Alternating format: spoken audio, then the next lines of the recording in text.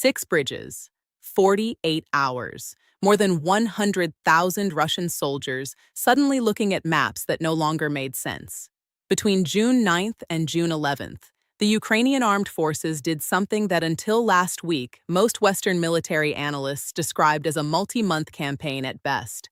They severed every major land artery feeding the southern front and Crimea, not gradually, not sequentially over a season of attrition, but in a single compressed window that ended before Russian command in Rostov could finish drafting its first situation report. And yet, the destroyed bridges are not really the story. The bridges are the visible part. The part that shows up on Planet Labs imagery, the part that Russian occupation officials are forced to confirm on Telegram channels, the part that fits neatly into a 30-second news segment. The real story is what those 6 craters reveal about how this war is now being fought, and about a quiet shift in the architecture of modern military power that extends far beyond Ukraine, far beyond the Black Sea, and far beyond anything Moscow planned for when it drew up its 2022 occupation maps. Because what happened over those 48 hours was not a tactical raid, it was a demonstration, and the audience was not only the Kremlin. Start with what can be confirmed. On the morning of June 9th, the Chongar Bridge, already damaged in earlier strikes, was hit a second time. The middle section collapsed. Satellite imagery published within hours showed impact marks consistent with precision munitions, not improvised attacks. Traffic on the bridge that historically carried roughly 60 to 70% of all military movement between Crimea and Kherson Oblast stopped completely. On June 10th, the Henichesk Bridge, the alternate route over the Arabat Spit, the back door that Russian generals had quietly designated as their emergency artery, was struck and rendered unusable. On the night of June 10th to 11th, between midnight and 4 a.m., 4 more bridges along the Army-Perekop axis were hit in a coordinated 4-hour wave. 2 crossings over the North Crimean Canal near Pryozeryny and Myrn, the main M17 highway bridge, and the alternate crossing near Stavki. 6 bridges. The entire northern land entrance to Crimea. Closed. That is the surface. Now the deeper layer begins. The first thing worth noticing is that the targeting sequence was not random. It followed a logic that resembles a chess problem more than a military operation. Strike the primary bridge. Force the enemy onto the alternate. Strike the alternate. Force them onto the last remaining corridor. Strike that corridor.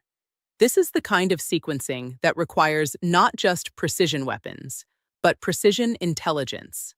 A sustained surveillance picture of how Russian logistics actually flow under stress, how convoys reroute when their preferred path is blocked, and how quickly enemy commanders adapt before they can be cornered. Ukrainian intelligence had mapped Pantsir S-1 air defense rotations for weeks. They had identified blind spots in radar coverage. They had timed strikes to exploit the precise hours when electronic warfare coverage thinned. The 425th Separate Assault Brigade, operating under the call sign 9.2, coordinated with multi-domain operations elements and the 1st Separate Assault Brigade, named after Dmytro Kotyubailo, to deliver the Chongar strike. And here is the part that should make readers pause. The strikes were carried out almost entirely with Ukrainian-produced FP-2 kamikaze drones. Not ATACMS, not Storm Shadow. Not Western precision systems handed over after months of political negotiation in Washington and Berlin.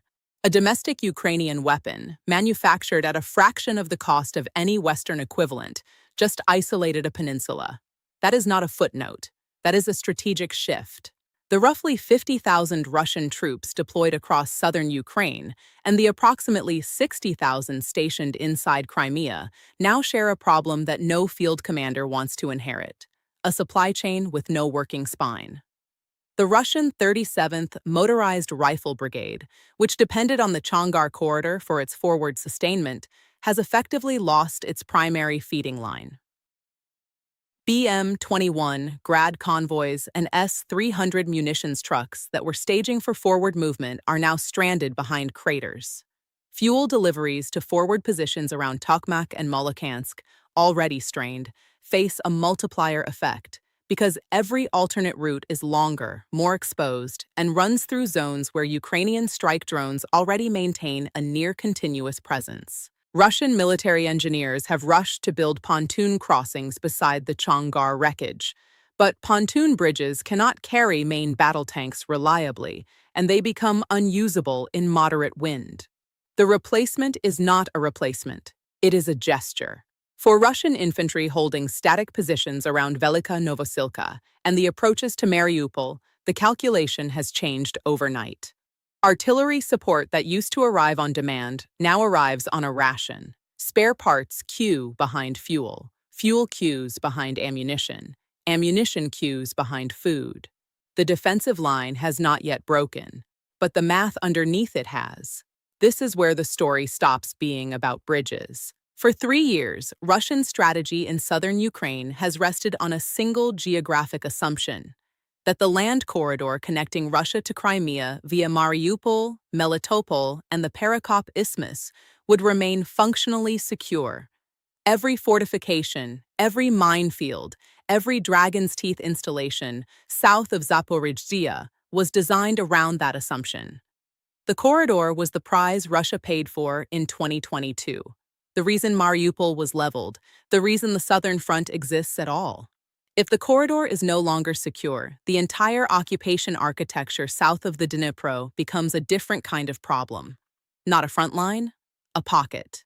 And pockets, in military history, do not typically end well for the side trapped inside them. Russia now has 2 real supply options for Crimea. The first is the Kerch Bridge, which has been struck repeatedly since 2022 and whose load-bearing capacity has been permanently reduced.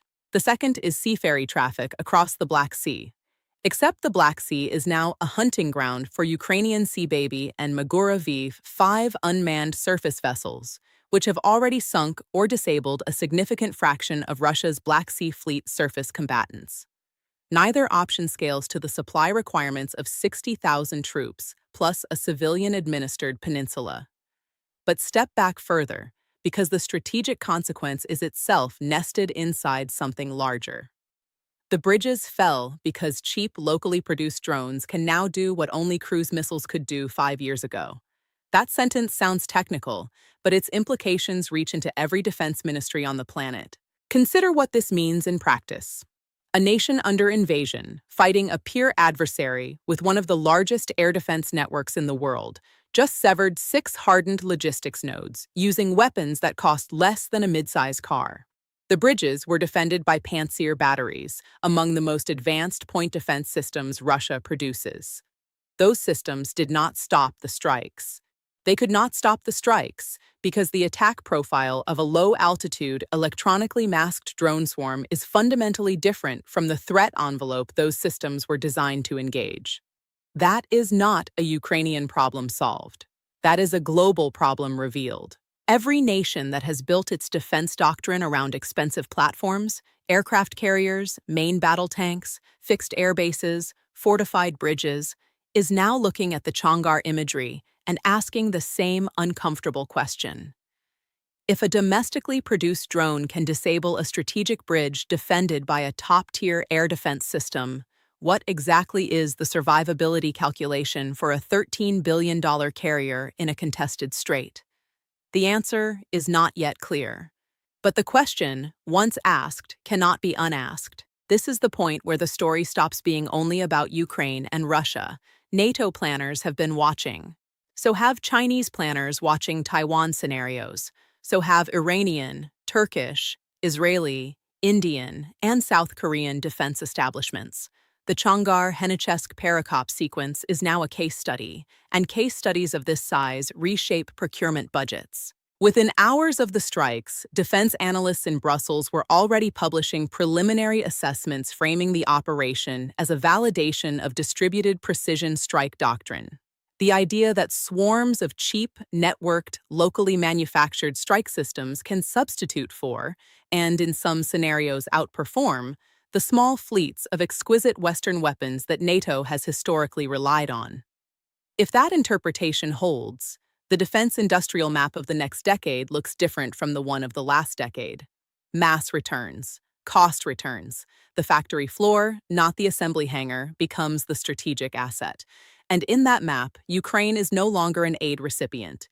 It is a doctrinal leader. Two paths now open in front of Kyiv, and they are not equivalent. The first path is the maximalist one. Convert logistical isolation into a ground campaign. Push armored formations through Perekop. Link up with airborne or amphibious elements, and physically reclaim Crimea. Theoretically possible, practically nightmarish.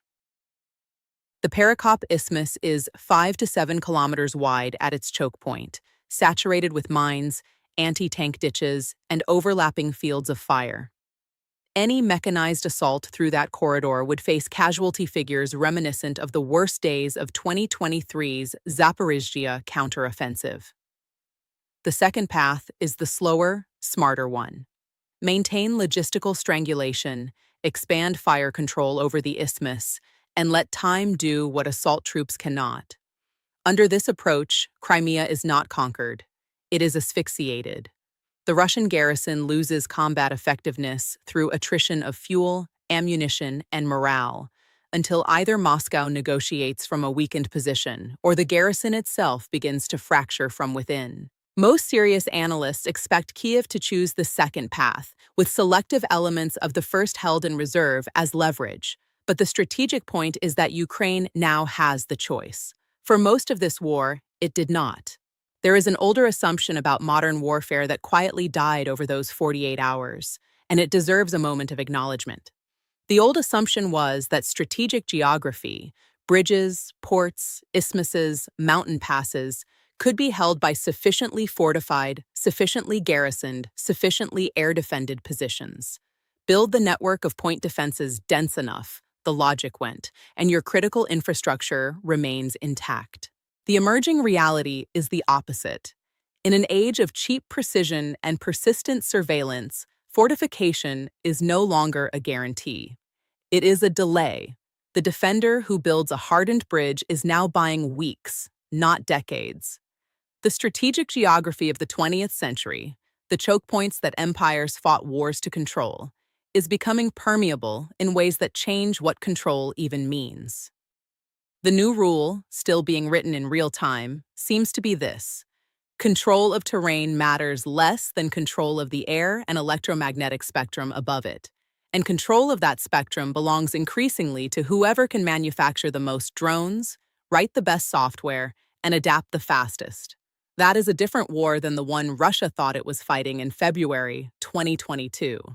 It is also a different war than the one most NATO doctrine documents were written for. Return for a moment to the original image. 6 craters, twisted rebar, sections of roadway collapsed into shallow water, Russian engineers trying to assemble pontoons under drone observation. It is tempting to read those images as a tactical victory. A clever raid, a successful operation, one more headline in a long war. But that reading misses the scale of what just happened. Those 6 craters are the visible markers of a hidden transition. A peninsula that Russia spent 8 years annexing, fortifying, and integrating into its strategic identity has just become, in operational terms, an island. The land corridor that justified the destruction of Mariupol and the occupation of 4 oblasts has just been demonstrated to be severable in 48 hours by a country that, 3 years ago, was supposed to lose this war in 3 weeks. And the weapons that did it were not given to Ukraine by anyone. They were built by Ukraine. So the real question is not whether Russia can rebuild the bridges. It probably can, partially, with enough engineering effort and political will. The real question is whether bridges, as a category of strategic asset, still mean what they used to mean.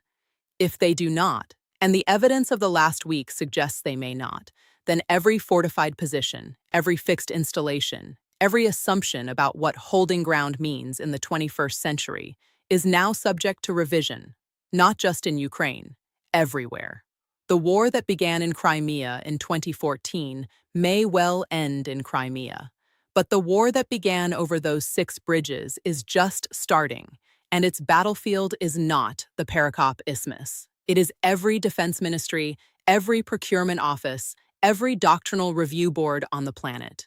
What happens when the next contested strait, the next contested island, the next contested corridor is defended not by carrier groups and main battle tanks, but by 10,000 domestically produced drones in the hands of a smaller power?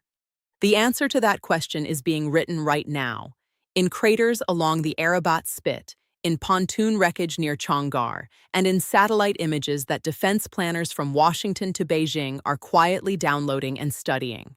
The bridges fell, the peninsula is isolated, the old rules are bending, and the next phase of this war, the one that decides not just Ukraine's future, but the shape of every strategic competition that follows it, has already begun.